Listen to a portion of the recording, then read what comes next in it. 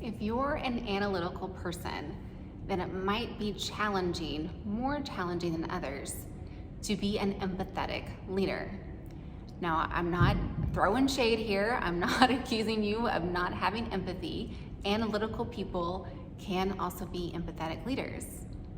But typically, analytical people tend to solve problems from an intellectual perspective. And that's great when you need an analyzer to get down to, a root cause analysis and really find out what's going on and attacking the problem. But sometimes you need an empathetic leader just to listen and understand. Now, an analyzer will take any problem at work and start to dissect it.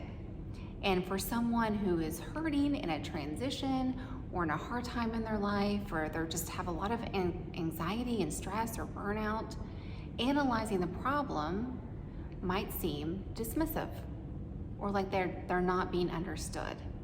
And an empathetic leader will instead take a minute and read the situation and actively listen. And you might even ask, do you need me to problem solve or do you need me to listen? And usually the person will just tell you, I need you to listen, or I need you to help me think through this, or whatever the case is. Now, it's also really easy to say things like, and this is true for everyone, by the way, not just analytical thinkers. It's really easy to say things like, it'll all be okay. Everything's gonna work out. You'll be fine, right? I mean, and that might be true, and that might be genuine, and in the moment, you could be just so sincere. It can also be really dismissive. Just like whenever you're trying to problem solve, it can be just as dismissive to tell someone who doesn't feel fine that everything is gonna be fine. And that's why it's so important to have that human connection, pick up on the verbal cues, the tone of voice, behavior changes, actively listen, and listen really to understand.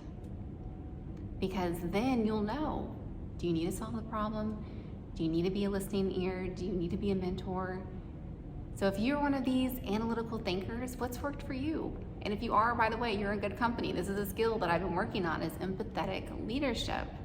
And this is just one of the lessons that I learned. If you have any others that you want to share with whoever is listening, please leave them down in the comments below. I always appreciate hearing from you. Thanks, y'all.